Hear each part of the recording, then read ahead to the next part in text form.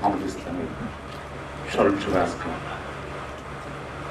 সভাপতি বাংলাদেশের attorney general জনাব মাহমুদুল, মাননীয় প্রধান অতিথি বাংলাদেশের মাননীয় প্রধান বিচারপতি জনাব শরীফুল সিনহা, সম্মানিত অতিথি বাংলা বার কাউন্সিলের ভাইস চেয়ারম্যান জনাব আব্দুল রাজিক মজুমদার, সাবেক সভাপতি ডক্টর কামাল হোসেন সাহেব, সাবেক সভাপতি ব্যারিস্টার আমির ইসলাম সাহেব, সুপ্রিম বার অ্যাসোসিয়েশনের সম্মানিত সভাপতি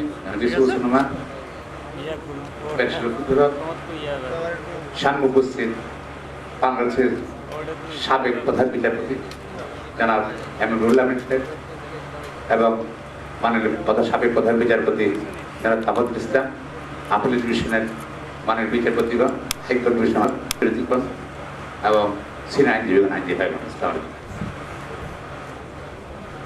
আজকে বক্তব্য কিন্তু মঞ্চে যারা আছেন সরি যে এবং আমার বিশেষ অতিথি ওদের বাংলাদেশের আইন বিচার মন্ত্রণালয়ের মাননীয় মন্ত্রী, আমি ঘটনাটা তো বলতে ভুলে গেছি, সরি, অনেক তো ভিন্নভাবে বলার জন্যই বোধহয় বলিনি। যেন মানুষ সাহেব, আমি এ পর্যন্ত 6 বার নির্বাচিত, আমার আইনজীবী ভাই বোনরা আমার নির্বাচিত করেছে, 2 বার মেম্বার এবং 4 বার সেক্রেটারি। এরকম একটা অনুষ্ঠান আমি 6 বার নির্বাচিত কখনো দেখিনি। এই যে স্টেজে যে বক্তা, সামনে যে শ্রোতা, এরকম একটা অনুষ্ঠানে কখনই লাস্ট 6 বারের মধ্যে আমি দেখিনি। এটাই প্রমাণ করে মাহমুদুল ইসলাম সাহেব আমাদের সকলের নিকট কত গুরুত্বপূর্ণ ব্যক্তি ছিলেন, কত গুরুত্বপূর্ণ। এবং আমি সৌভাগ্যবান যে ওনার ইন্তেকালের 15-20 মিনিটের মধ্যে আমি হাসপাতালে যাওয়ার সুযোগ হয়েছিল, সবাইকে জানানোর মেসেজ জানানোর সুযোগ হয়েছিল। এবং আমি একটা ঘটনা বলি, উনি অসুস্থ অবস্থাতে একজন কি বললেন যে স্যারের রক্ত দরকার, খুব রেয়ার রক্ত।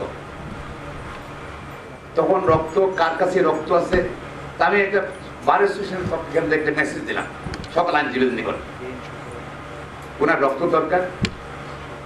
এবং দলে দলে লয়ারে গেল রক্ত দিতে নাকি, এবং এখানে অনেকেই আছেন রক্তার প্রয়োজন, এত বেশি অনেক বেশি রক্ত মানে লয়ার গেছিল রক্ত দেওয়ার জন্য। এতে প্রমাণ করে উনার জন্য লয়াররা রক্ত দিতে রাজি ছিল, কারণ উনি আমাদের আইন জগতের অত্যন্ত প্রয়োজনীয় একজন ব্যক্তিত্ব ছিল। যেখানে কোন আমরা অনেক সময় অনেক শব্দের অর্থ বুঝতে পাই না, সেখানে আমরা ডিকশনারি যাই। আইনে যদি কোথাও যদি কোনো হিন্স দরকার হয়, যেন মাহমুদুল ইসলামের বইতে আমরা যাই। So many of the luminaries in front of me, it's my audacity to come and talk to you. But I just want to recall that from the family side, he was my mama shushu, uncle-in-law. And such a figure, a very special personality. I knew him before my marriage, and all life long, this was a mentor-like, iconic figure who had not only very much immersed in the legal profession, but as a person, what reflected in his personality was the grooming that took place in Rangpur. That's where they belong. My grandfather-in-law and grandmother-in-law, they were very forward-looking, and they, for one, always wanted that their 6 children, 4 daughters and 2 sons, would be very highly educated. And in fact, that is reflected in how they have been groomed. 2 of them have doctorate degrees. One lives in Sweden and one in Canada.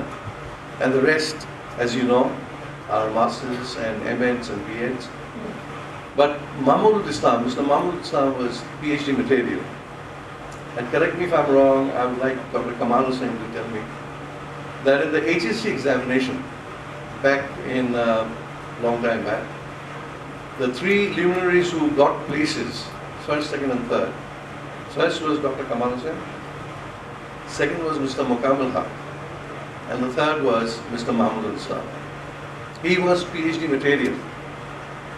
But the time that you needed to give to a dissertation for the PhD degree was too much to ask from him, because his legal profession had demanded so much that he had to come back. In fact, he had done his master's dissertation in a very record time. And that was possible because the family backed him up, and very much my mami shashuri, ওনারা যুগলবন্দি ছিলেন। আমি একটা কথা বলি, একদিন আমরা আসছি বাসা থেকে, খেয়ে দিয়ে দাওয়াত ছিল, তো 10টার সময় মামা এবং মামি বসে একটা সিরিয়াল যেটা খুব ভালোবাসতেন সেটা দেখতে শুরু করলেন। তো আমি আর আমার স্ত্রী দেখলাম যে এখন আর ডিস্টার্ব করে লাভ নেই, কারণ they are so immerse in that serial. So আমরা খোদা হাফেজ বলে চলে আসলাম। এত নন কমিউনাল লোক ছিলেন, অসাম্প্রদায়িক। সেটা মনে হয়েছে রংপুরের সেই সুন্দর একটা পরিবেশ ছিল, যেখানে হিন্দু, খ্রিস্টান, বৌদ্ধ, মুসলমান সবাই একসাথে বড় হয়েছে। সেখানে সবাই they had that sense of proportion, that all of them were very non-communal. That is the single most ingredient in a personality of that nature. আমি দীর্ঘায়িত করবো না, অনেক আমার বিজ্ঞ লোক এখানে আছেন যারা বলবেন। তো আমি মগফিরাত কামনা করে মাহমুদুল ইসলাম সাহেব জান্নাত হন সেটা বলে আমি আমার শেষ করছি। ধন্যবাদ। মঞ্চে উপবিষ্ট আমাদের অহংকার ডক্টর কামাল হোসেন, ডক্টর মাহমুদুল ইসলাম, ডক্টর লফিজুল হক, আমাদের মাননীয় আইনমন্ত্রী জনাব আনিসুল হক, জনাব বাসের বন্দ্যোপাধ্যায়, সামনে উপস্থিত আমাদের সাবেক প্রধান বিচারপতি জনাব রুহুল আমিন সাহেব, জনাব তফাজ্জল সাহেব, সাবেক এবং বর্তমান কম শ্রদ্ধা বিচারপতিবৃন্দ, উভয় বিভাগের আমার সদ্য সিনিয়র আইনজীবীবৃন্দ, সহকর্মীবৃন্দ, সালাম। আমি আপনাদের একটা কথা বলতে চাই। আমি যখন আইনমন্ত্রী হলাম, তো জনাব কেএস নবী সাহেব অ্যাটর্নি জেনারেল ছিলেন, উনি খুব ভালো মানুষ ছিলেন, শরীফ মানুষ। তো আমরা ফিল করতেছিলাম আরও বেটার একজন আইনজীবী প্রয়োজন। আমি মাহমুদুল স্যারের কাছে গেলাম নিজে, স্যার আমরা আপনাকে এই করতে চাই। তো ওনার কনভিনস করে মাননীয় প্রধানমন্ত্রীর কাছে নিয়ে গেলাম। উনি প্রধানমন্ত্রীর সামনে বলতেছে, মাননীয় প্রধানমন্ত্রী, আমি কিন্তু আওয়ামী লীগ করি না, আমি রাজনীতিই করি না, আমি আইনজীবী। তো আপনি আমাকে নিয়োগ দিলে আমি আইন এবং সংবিধান অনুযায়ী কাজ করব, আর আমাকে যখন কোনো কাজে ভালো লাগবে না আমাকে বলবেন, আমি চলে যাব। মাননীয় প্রধানমন্ত্রী বললেন, আপনাকে আওয়ামী লীগ করতে হবে না, আপনি আইন এবং সংবিধান অনুযায়ী কাজ করবেন। এই ছিল মাহমুদুল ইসলাম। মুখের উপরে বললো আমি আওয়ামী লীগ করি না। স্যার এটা কি বলার প্রয়োজন ছিল? হ্যাঁ, প্রয়োজন ছিল। তো আমি ওনাকে দেখেছি একজন নির্মোহ লোক, প্রচার বিমুখ মানুষ। আজকে সব প্রমাণ করে যে আমরা যারা নিজেরা প্রচার চাই, প্রচার চাইলে প্রচার পাওয়া যায় না। মাহমুদুল ইসলামের কর্ম তাকে অমরত্ব দিয়েছে। এই যে বইটা লিখেছে, আমি সাবেক প্রধান বিচারপতি জনাব মুস্তাফা কামাল সাহেব আমাকে খুব স্নেহ করতেন। আমি বললাম, স্যার মাসে একটা পাতা লেখেন, কিছু লিখে দিয়ে যান, বই লিখেন। স্যার ব্যস্ততার কারণে হয়তো তো বইটি লিখতে পারেনি। তো মাহমুদুল ইসলাম সাহেব যে কাজটা করেছেন বাংলাদেশে, আমাদের অনেক বড় বড় আইনজীবী আছে, কিন্তু this book has given immortality, অমরত্ব তাকে দিয়েছে। তার বই পাকিস্তানে, ইন্ডিয়াতে রেফার করে যায় করতে। এটা কম কথা না। সিপি সিলেক্টেড ওনার মানের বা বড় ছোট অনেক আইনজীবী আছেন। আমি বিনয়ের সাথে তাদেরও বলতে চাই, স্যার আপনার এই কাজটা অন্তত করে দেন। মাহমুদুল ইসলামের অবদান, মাহমুদুল ইসলাম চলে গেছে, কিন্তু মাহমুদুল ইসলাম চিরঞ্জীব হয়ে থাকবেন due to this constitutional law. ইন্ডিয়াতেও করতে, পাকিস্তান সুপ্রিম কোর্টে করতে, মানে চারটিখানি কথা না। আমি সময় বাড়াতে চাই না। আমি তার প্রতি এত শ্রদ্ধাশীল যে উনি আইনের শাসন, মানবতার বাইরে বুঝতেন না। আমি কথা বললে অন্যায় হবে, এই জন্য এই মঞ্চে যারা আছে তারা আমার অনেক বেশি ঘনিষ্ঠভাবে অনেক চিনতেন, ওর সম্পর্কে ভালোভাবে বলতে পারেন। তারা বলবেন। আমি সর্বশেষ তার আত্মার মাত্রা কামনা করে আমার বক্তব্য শেষ করছি। সালাম আলাইকুম। Had the privilege to introduce him as the recipient of the Barrister Syed Ishtiaq Ahmed Memorial Foundation Gold Medal 2008. And I did that with a certain sense of propriety. And that sense of propriety, I think, stems from the fact that I have had the privilege of a very long association of nearly 4 decades with Mr. Mahmudul Islam, and a great part of my teens and definitely a major part of my adult life was spent knowing him. I'm taken back to my father's law chambers in Dhanmandi, which also doubled as our residence. And there were 3 figures who turned out to be permanent fixtures in my and my sister's daily lives. Mr. Mahmudul Islam, Muhammad Muzammil Hussain, the later the Chief Justice of Bangladesh, and Mr. Rukunuddin Mahmud. With regard to, as I look back with a certain sense of hindsight in all the years that I've known Mr. Mahmudul Islam, if I look back on those 4 decades, there are 2 episodes that stand out in my memory in terms of detecting a stirring of a talent and a leaning in him that would, in the glory years of his life, come to define him. বাংলাদেশের প্রধান বিচারপতি, special guest, আইনমন্ত্রী সাহেব, my seniors and body, my colleagues, former Chief Justices, and advocates, family of Mr. Mahmudul Islam. Assalamu alaikum. আজকের এই সভায় আপনারা অনেকে অনেক কিছু শুনবেন, অনেক কিছু বলবেন। মাহমুদুল ইসলাম সাহেব যখন আমি ডেপুটি অ্যাটর্নি জেনারেল ছিলাম, উনি অ্যাটর্নি জেনারেল, জাস্ট অল্প কয়েকটা কথা এটাই বলবো যে উনি সব সময় সবাইকে খুব এনকারেজ করতেন, এবং পরবর্তীতে আমাকে এত এনকারেজ করেছেন একটা বই লিখতে। আমি বললাম, স্যার বই লেখার তো এত সময় কোথায় পাবো? উনি বললেন যে আপনি তো একটা লিখেছেন, আরেকটা লেখেন, এবং বই লেখা রাতারাতি হয় না, কিন্তু শুরু না করলে শেষও হবে না। আপনি শুরু করেন, দেখবেন দেখতে দেখতে হয়ে যাবে। তখন আমি বলেছিলাম, স্যার আপনি যদি এটা দেখে দেন তাহলে আমি লিখতে রাজি আছি। উনি রাজি হইলেন। তো আনফর্চুনেটলি আমি লিখতেও পারলাম না, ওনাকে দেখাইতেও পারলাম না। Mister Mahmudul Islam was an ocean of humility. উনি যে এত বড় কখনো বুঝতে দেন নাই।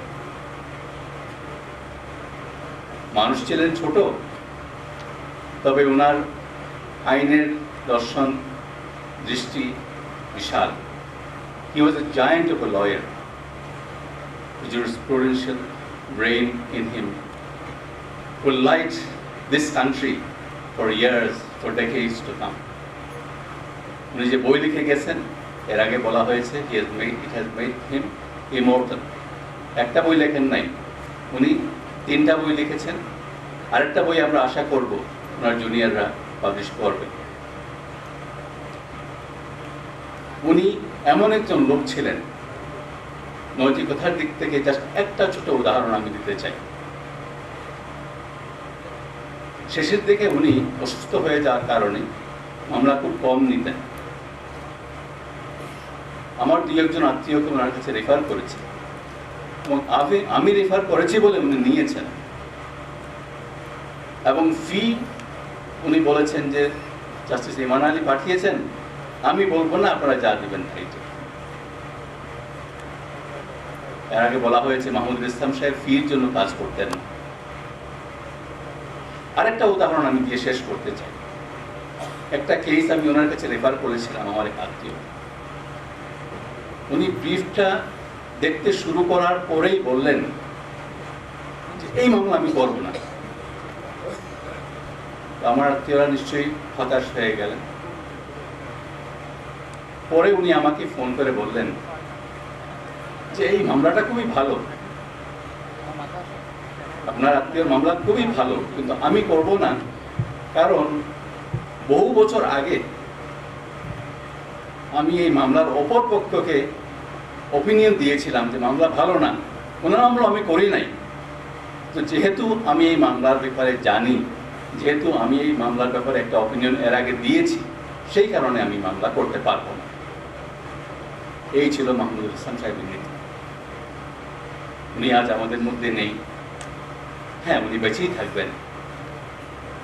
আমরা একটা কথা ইউনিভার্সিটিতে শিখতাম বা জানতাম, বলা হয়েছিল আমাদেরকে যে judgments are of course to be produced in court in support of a case. বই যখন কেউ দেখায় তখন আমাদেরকে বলা হয়েছিল যে শুধু মৃত ব্যক্তির বই রেফারেন্স হিসেবে বলা যাবে, দেওয়া যাবে। তো বাংলাদেশের ব্যতিক্রম ঘটেছে। মাহমুদুল ইসলাম সাহেবের বই, ওনার জীবদ্দশায় আমরা বহু কেসে রেফারও করেছি এবং আমাদের সামনে বহু কেসে রেফার করা হয়েছে। This is the different Mahmudul Islam. উনি বেস্ট নসিব আল্লাহ করুক ওনাকে, ওনার ফ্যামিলিকে সেই ধৈর্য শক্তি দিয়ে গেল। আমি শেষ কথা এটাই বলবো যে মাহমুদুল ইসলাম সাহেবের কাছ থেকে যে অনুপ্রেরণা আমরা পেয়েছি সেটা জীবনে কোনোদিন ভুলতে পারবো না। কালকে রাত্রে আমি ওনাকে স্বপ্নে দেখেছি, ওনার চেহারাটা লাল। বললাম স্যার আপনার কি শরীর খারাপ করছে? বললেন না একটু কেমন যেন লাগছে, দেখেন তো দুইটা ট্যাবলেট পাওয়া যায় কিনা। বললাম স্যার আমার কাছে নাপা আছে, দেন। এরপরে আর দেখি নাই কিছু। আশা করি মাঝে মধ্যে দেখবো। আপনারা সবাই ধৈর্য ধরে শুনেছেন, ধন্যবাদ সবাই। আসসালামু আলাইকুম। এই স্মরণ সভার, এই আলোচনা সভার শ্রদ্ধেয় সভাপতি বাংলাদেশ এর অ্যাটর্নি জেনারেল জনাব মাহমুদ আলম, প্রধান অতিথি আমাদের বাংলাদেশের প্রধান বিচারপতি, উপস্থিত আছেন আইন এবং বিচার বিভাগের দায়িত্বপ্রাপ্ত আমাদের শ্রদ্ধেয় মন্ত্রী অ্যাডভোকেট আনিসুল হক, উপস্থিত আছেন আমার অত্যন্ত শ্রদ্ধেয় ব্যক্তিত্ব আইন অঙ্গনের ডক্টর কামাল হোসেন, জনাব আমির ইসলাম সাহেব, উপস্থিত আছেন মঞ্চে আমাদের সুপ্রিম কোর্ট বার অ্যাসোসিয়েশনের সভাপতি, সম্পাদক, এবং আমার সামনে যারা আছেন, বিশেষ করে আমাদের সাবেক প্রধান বিচারপতি আছেন দুজন, আমাদের এপিলেট ডিভিশনের বিচারপতিবৃন্দ, হাইকোর্ট ডিভিশনের বিচারপতিবৃন্দ, যারা মাহমুদুল ইসলামের পরিবারবর্গ, আমাদের আইনজীবীবৃন্দ, সুধীবৃন্দ, লেডিজ অ্যান্ড জেন্টলম্যান, বন্ধুগণ, আমি প্রথমেই অত্যন্ত আন্তরিকভাবে ধন্যবাদ জানাই এই যে স্মরণ সভা কমিটি যে আমাদের এই আলোচনা সভার আয়োজন করেছে। দেখতে দেখতেই 6টা মাস চলে গেল, মাহমুদুল ইসলাম আমাদের থেকে চলে গিয়েছেন। আজ আমরা মাহমুদুল ইসলামের স্মরণ সভায় তার জীবনের বিভিন্ন দিক সম্বন্ধে আলোচনা করছি। আজ আমাদের কোর্ট রেফারেন্সও সেখানে মাহমুদুল ইসলামের জীবন সম্বন্ধে সংক্ষেপে অনেক আলোচনা হয়েছে। এখানে আমরা যারা ইতিমধ্যে বক্তব্য দিয়েছেন, যারা মাহমুদুল ইসলামের যখন উনি অ্যাটর্নি জেনারেল ছিলেন তখন ওনার সাথে যারা কাজ করেছেন, ওনার জীবনের অনেক কথা বলেছেন, অত্যন্ত শ্রদ্ধার সাথে স্মরণ করি। বন্ধুগণ, উনি বয়সে আমার সমসাময়িক। আমি ওনাকে 1967 থেকেই চিনি এবং ওনার কথা বলতে গেলে দুই ব্যক্তিকে আমাদের দুই ব্যক্তিগত না বলে নাই হয়। একজন ছিলেন বীরেন চৌধুরী আর এসআর, কারণ উনি দুইজনের সাথে কাজ করেছেন। প্রথম উনি কাজ করেছেন বীরেন বাবুর সাথে, এবং বিননবাবুর যেসব গুণাবলী এগুলি অনেক পেয়েছে। আমি বিননবাবুকে দেখেছি কোর্ট কাছারিতে চোখটা বন্ধ করে 100টা ভোট বক্তৃতা দিয়ে যেতেন, কিন্তু মাহমুদুল ইসলাম একটু ব্যতিক্রম ছিলেন। মাহমুদুল ইসলাম আইনের দিকটা উনি ভালো বলতে পারতেন এবং উনি তাই বলতেন। আর দ্বিতীয় ছিলেন পালবাবু। পালবাবুর সাথে উনি বসতেন। আমার একটা ঘটনার কথা মনে আছে, আমি গিয়েছিলাম একটা মামলা নিয়ে পালবাবুর সাথে। মামলা হলো পার্টিশন সুটে অ্যাডভার্স পজিশন। মক্কেলের থেকে যা নেওয়ার তো নিচেই যে খুব খুশি হয়ে গেলাম ওনার কাছে। মাহমুদুল ইসলাম পাশে বসা, যাই ওনাকে দেখালাম। উনি বললেন বাসে আসলে তো কোনো কেস নাই। মাহমুদুল ইসলাম বলে দিলেন। চিন্তা করলাম স্যার এখন আমি কী করবো, আমার তো বই 67-68 কথা, কারণ তা বুঝু বই না কিছু হবে না। স্যার কোনো রকম একটা দাঁড়াইয়া 2 কথা বলে শেষ করে দেওয়া যায়, কোনো এগুলিও করা যাবে না। সঙ্গে সঙ্গে রেফারেন্স দিয়ে দিতে। আপনারা তার সম্বন্ধে অনেকে অনেক কথা বলবেন, ঐতিক কিছু বলতে চাই না, আমার গলাও দেখছেন খারাপ। মানুষ আরেকটা দিক ছিল যেটা স্থায়ী ভাইয়ের সঙ্গে তার গোলাপ চলছে, গোলাপ